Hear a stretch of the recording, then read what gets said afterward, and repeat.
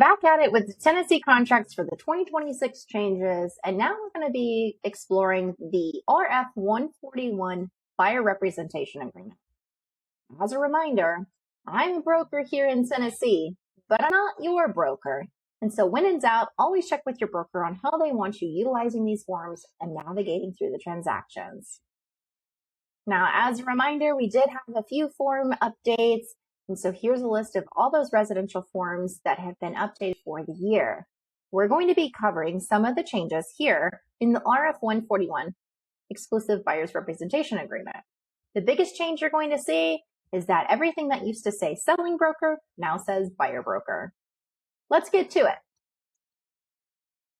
This document didn't have very much change aside from this section that's going to come in on number 2. Now, when you get to number 2, we used to have to list what the client was looking for. Well, that's all been removed. Now, the only thing that you'll have here are properties specifically exempt from this agreement. So no longer do you have to describe what the client is looking for. Now, the client does have duties. When the buyer signs this agreement, they agree to purchase the property exclusively through this broker during the agreement. They're not going to go cheating on you. Now, they also will furnish to the broker in a timely manner all necessary personal and financial information to ensure that the client's ability to purchase is there. Meaning, if an agent says, I'm looking for you to be pre-approved, I'm going to need you to get that pre-approval in so that I can accurately assist you, the consumer, with purchasing this home and moving forward in the process. Now, a client is not under exclusive right to buy a contract until they sign one of these agreements. Now, an exclusive buyer's rep agreement cannot be signed one buyer broker and another exclusive be signed with a different broker unless there's an exemption in the agreement. And so this states that the client is representing that they're not already underneath an agreement with another agent at this time in the state. Now, should the broker consent to a release of this agreement, which we would utilize the RF151, prior to the expiration of this agreement, the buyer agrees to pay all costs incurred to the broker or any other amount as agreed upon through the cancellation fee. That cancellation fee is going to come up on the 151 and is determined at the time that the cancellation request is placed. Now, E has a carryover clause. This means that the buyer is going to have a period of time after the expiration that the broker is still eligible for compensation. Now, should the expiration occur and they sign another buyer-broker agreement with another agency, the carryover clause does not have an effect. The client also understands that they've reviewed the agreement and they understand the terms. Compensation is placed here. Now, this conversation should be something that the agent should be having with the buyer that states that they don't work for free. That the buyer's agent is going to charge an amount that is due by the buyer at the time of the closing. But the second piece says that the agent is going to work on behalf of the buyer to negotiate with the seller and/or the seller's agent, which we call the listing broker, to pay some or all of the fee that is listed on Section A. Now, should the seller agree to pay some or all of the agreement amount on Section A, there might be a situation where there's a difference that comes involved. So let's walk through this. You have a number that's listed here on A. You negotiate with the seller and/or their agent through cooperative compensation to receive some that's going to cover A. But there might be an amount that is a balance, and this is called the difference. The difference is owed by the buyer at the time of the closing. Now, an agency could waive the difference at the time that the difference is involved, or you could waive the difference on your agreement through your special stipulation. Note, all compensation is due and owed to the brokerage, and so therefore only the broker can disclose and approve of this difference being waived. Make sure you check with your broker before you start waiving things. D talks about if the buyer ends up leasing. That conversation typically goes something like this. I understand that we've been looking at lots of homes, and at any point in time, you decide the home buying process just isn't the best fit for you. That's okay. If you need assistance with a property management instead, I can guide you through those houses, or I have affiliated partners that can assist you with this. However, should you choose to rent a property in lieu of purchasing a property, there's an amount of compensation that is due. That amount will be blank. You should always have these conversations with the buyer ahead of time before they get ready to go have showings or before they get ready to write these offers. They need to understand that all of these costs are our buyer's cost, at which the agent is going to try to negotiate with the seller and or the seller's broker. Now, there is a cap on compensation. If the broker is a part of an MLS, the NAR settlement states that the broker shall not receive compensation from any amount or any source that exceeds the amount that's listed above. Meaning, if there's a bonus that exceeds an amount listed in Section A, the bonus cannot be received by the buyer broker. Now, there are some agencies that can utilize or have utilized a buyer amendment, meaning you need to discuss with your broker first how to proceed forward should this number need to change up or change down before the time of an offer. Now, veteran borrowers have what's called non-allowables. Non-allowables are things that the veteran borrower cannot pay. This has a temporary circular that's been placed because of the NAR settlement that occurred in August of 24. Two circulars have been issued, the first being on June 11th, the second on July 19th. And these circulars state that this non-allowable is temporarily allowable, meaning veteran borrowers can pay compensation during this circular.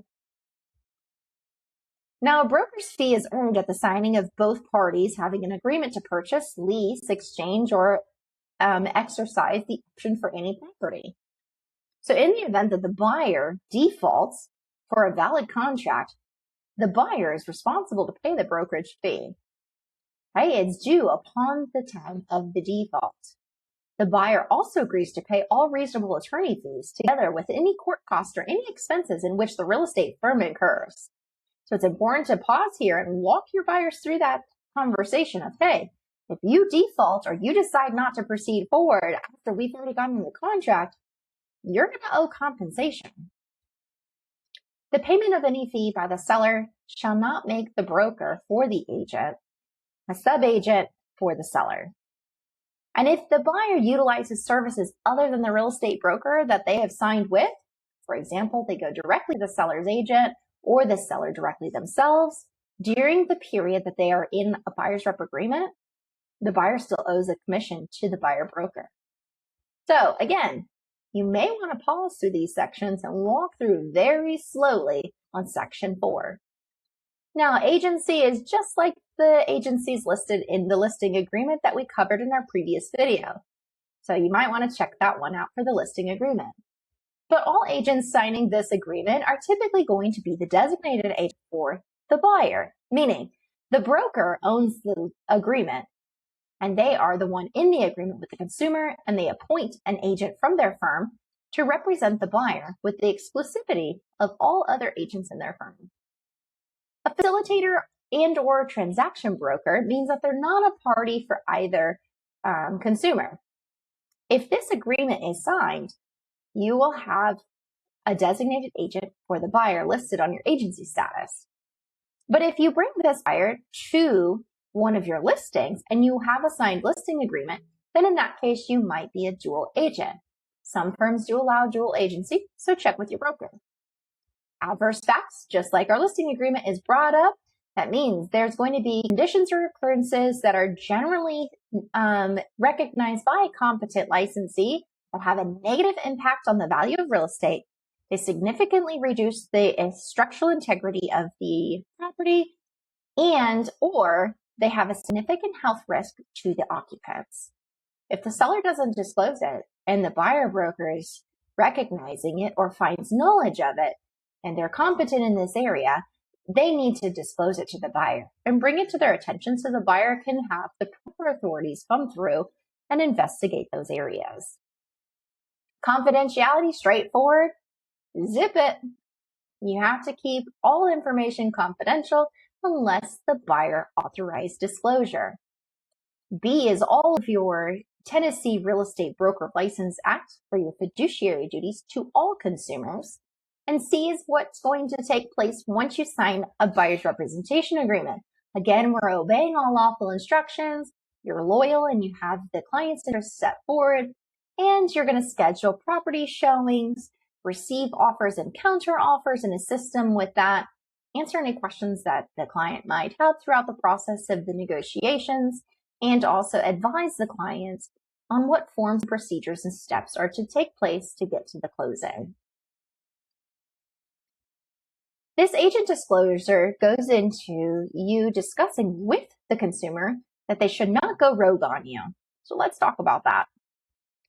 The client should not contact the listing agent directly and should make all arrangements through the buyer broker.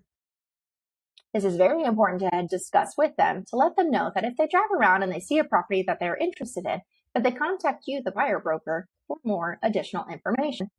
That way you can reach out to the listing broker and obtain such information. Now, in the event that the client comes in contact with the seller's agent and or the seller directly, for example, at an open house, or maybe they were there during the viewing, or they were on site at a builder's model home, the client shall immediately inform the agent on duty that they are already represented by you, the agent. I always recommend having some type of information card that they can present to those agents that are on duty to let them know your information so that it can be recorded. If the client purchases a property covered by this agreement through another real estate agent, meaning they cheat on you and they go somewhere else while under this agreement, the client understands that they still owe compensation to the firm. Now, the compensation that's agreed upon during that agreement that they have to purchase the property is not going to be payable to this agent that's under this agreement. The agent that wrote the agreement is the one that will receive the compensation if negotiated with that seller. So the agent of this agreement here, if you're the agent writing it, you can't go after the other agent to receive said compensation. The buyer is the one responsible for the fee owed to the firm. Now, this is where the agent is going to be appointed by the broker as the designated agent with the exclusion of all the other agents in the office. Now, if you're on a team, you would list your team leader's name and your name here. And if there's other agents on the team that are going to be part of this opportunity with this buyer, you may want to also list them in your special stipulations. Now, again, just like the listing, the broker has the opportunity to appoint a subsequent designated agent should you need to be removed from the transaction for any reason. 3 just talks about defaulting to facilitator status in the event that this buyer potentially wants to see one of your listings. You would default to facilitator status for the showing. Should they move forward with an offer, you would do what's called a change of agency status with an RF141. And then from there, if they don't move forward with this opportunity, or if the transaction falls through after it's become an agreement, then at that point you would resume your agency status right back to a buyer broker, and that is listed there in 4. Now there's a new little update here to Section 7. Section 7 just added in that the broker shall direct the buyer to send the deposit to the authorized third party. Now, in most cases, the brokerage holds the earnest money, but sometimes and more often, the money is held at the closing office, whether an attorney or a title company. And so this just states that the broker can hold the escrow funds or it can be directed to that third party. And if it's held at a third party, it's advised that there be an escrow agreement that is signed and filled out by the parties that are holding the funds. This escrow agreement is called a 482. You will need your broker's assistance on filling this document out. Now, another section here in 8 just talks about the limitations of what the buyer acknowledges the broker can and can't do. Okay, so you need to let the buyer know that you might be showing another buyer similar properties that this buyer is seeing. Okay, you're not an expert in all matters, and all matters has included structural conditions and engineering. They've also added a section here for Section C this year that states that the broker is going to provide names to the client of people that might assist them throughout the process, but the broker and their licensees are not as affiliated or associated with those services, and so there's no warranty or guarantees. Now, you do have this section for prohibited foreign parties that received a section header name change. Otherwise, it still reads the same. We're talking about non-resident aliens for purchases here in Tennessee. There are prohibited foreign parties that are not allowed to purchase property in the state of Tennessee. And so they would need to go and check out the information on whether they need to warrant if they are or are not prohibited. Section 10 this year was completely removed.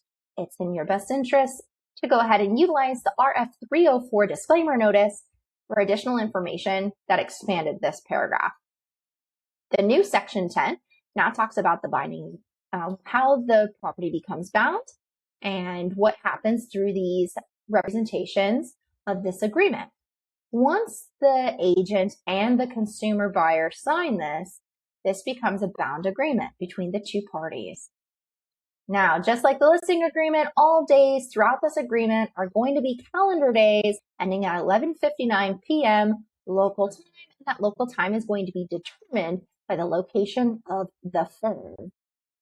Now, in the listing agreement, we discussed it's the location of the property, but on the buyer's rep, we're not talking about properties.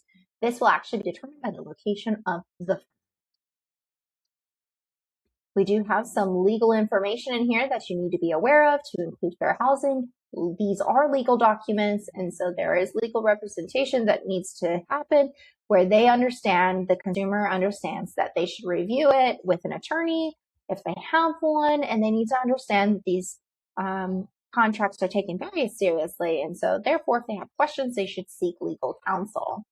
And again, with the exhibits and addenda, if it doesn't start with a 5 or it doesn't start with a 6, it doesn't belong attaching to this agreement.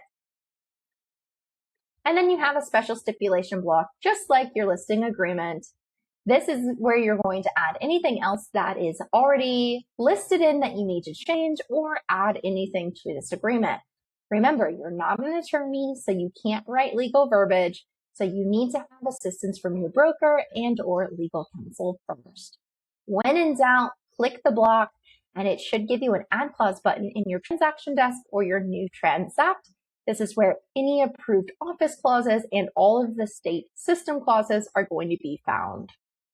When in doubt, you can also utilize the RF707 additional contract language for all of those stipulations. Now you'll sign, add your firm's information, and then both the buyers may sign.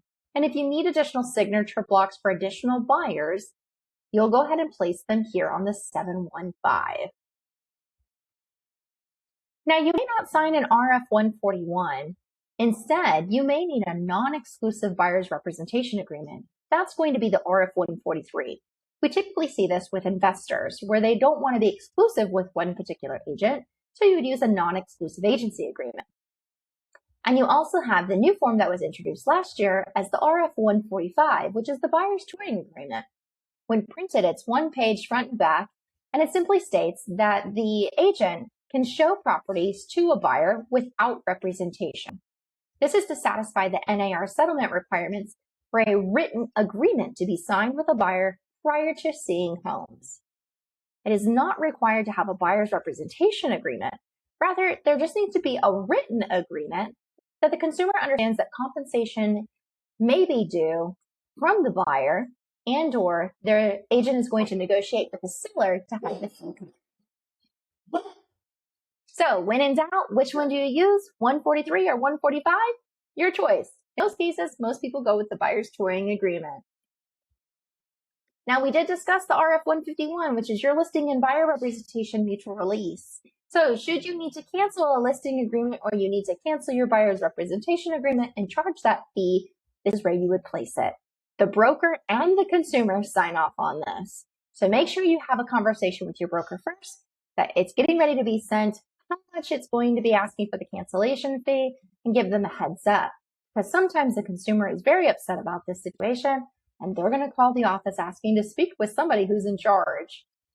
The second part that you need to understand about this listing and buyer representation mutual release is that it's going to have the funds due upon execution. And every firm determines how these funds are distributed, whether it's a pass-through directly back to the agent for all their services that they've rendered, or if the firm holds back company dollar. Check your office policies on how your broker is going to navigate this cancellation fee. Our next video, we're going to be uncovering the RF141, which is the purchase and sale agreement. We're going to navigate with additional forms that are going to be helpful for you and your clients throughout the process. I look forward to seeing you at the next video.